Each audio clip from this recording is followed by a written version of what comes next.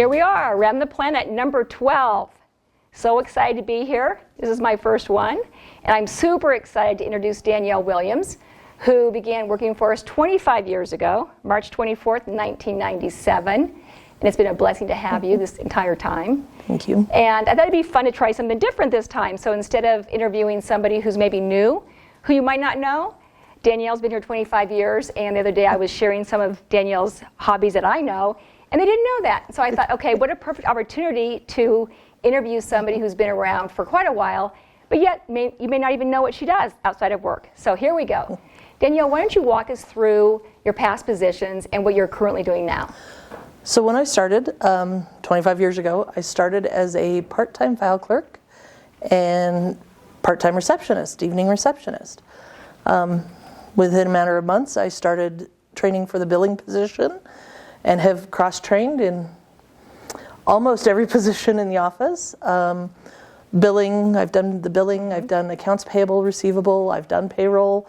I was the office manager for a little while and then went back to the billing clerk. So currently I am in the role of billing clerk and I do think you know accounting everything. team lead. Yeah, you do know. I hear that from everybody, that when somebody comes new into the office, Danielle knows their job and happily shows them and teaches them the best she can. So we appreciate that about you. I try. Well, I appreciate that. Thank you. What would you say is the busiest time of your job? And is there anything we can do to help you in that situation? The busiest time of the job for the office in general is probably our month end. So the first week of the month, you know, it's when we are working on getting our financial statements closed. So it's getting all the deals in, it's getting, you know, all of the deals processed and billed and all of the bills paid and everything that we need for the financial statement to be sent to the manufacturers. Can you maybe explain why that is so important, that it is to be on a certain time, it has to be in by a certain day, which maybe not everybody realizes the pressure you're under? So manufacturers have a deadline of like the 10th business day to have financial statements sent to them. Lee would like to see this financial statement by the 5th business day. So we try to get everything, all the expenses put in, all of the payroll for the month put in and calculated so that way they have a good picture of what the previous month looked like. So it's a big job. It is a big job. Can't be late with your manufacturer. No. That can have a really negative effect on all of us. So Correct. that's why it's like, you know.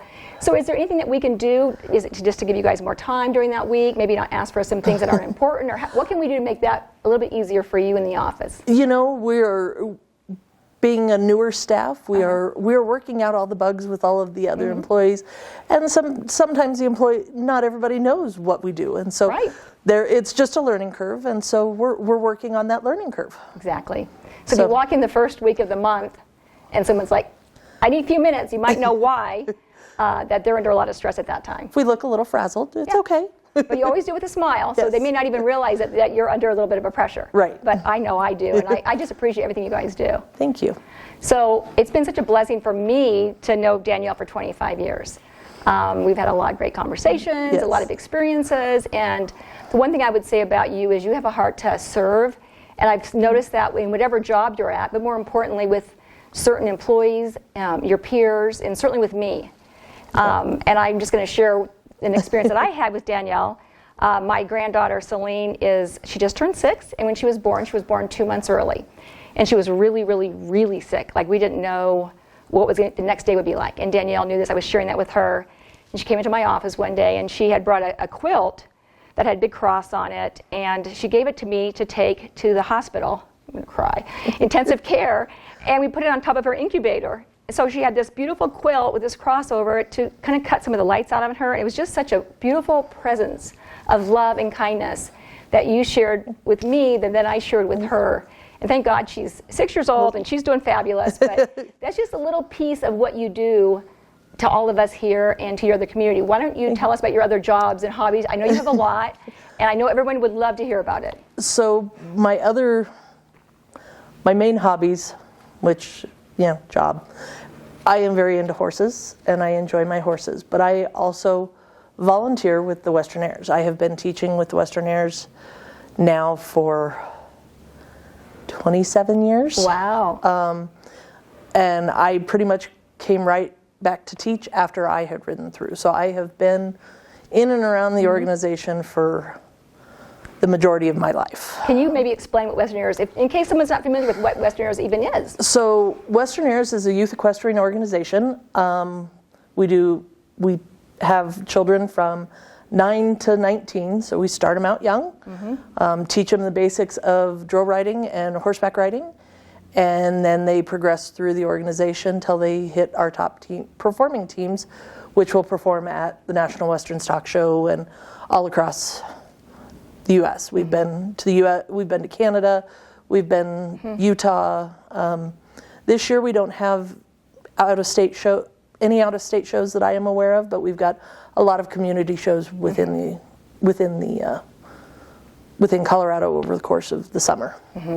So, now, what would you, if someone didn't know what that was, and what does performing mean? What is? So the easiest way to explain, there's two explanations that we can come up with.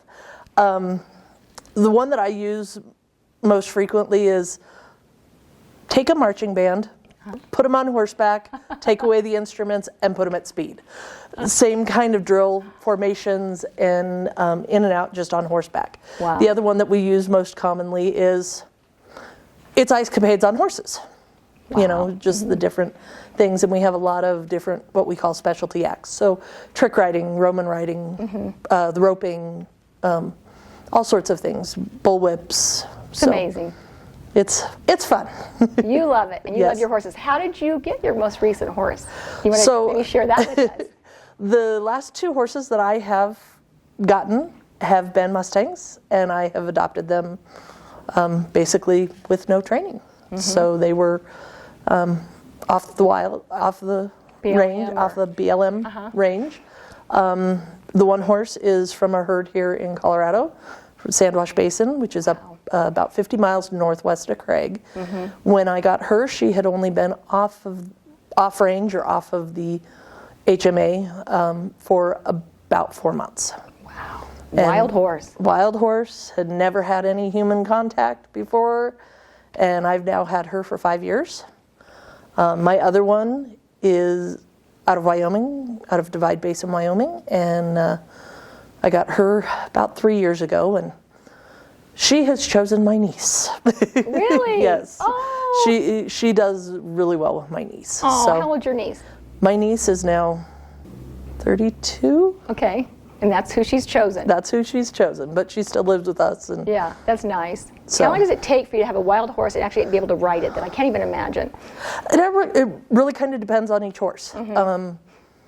For the first one that we got, we were probably up and on her within about 6 months. There are people that do it a lot quicker. Wow. But we didn't have any time frame with her.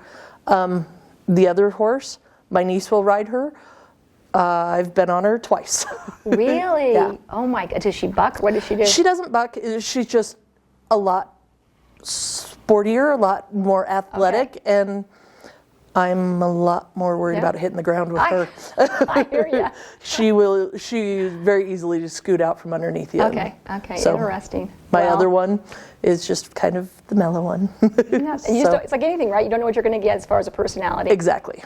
Well, I know you love your horses, and they're beautiful, because I have a chance to see them on Facebook. Yes. Which is what is great for me to kind of stalk everybody. And it's been so fun having this chance to talk to you and share my love for Danielle with everybody else. So, Danielle, thank you again for everything you've done. Thank you, We're going to Olga. be celebrating your 25th award next month, and we really appreciate you. Thank you. It's been a blessing to be here. It really, truly is a family. That's how we feel, too. I love you. Love you, too.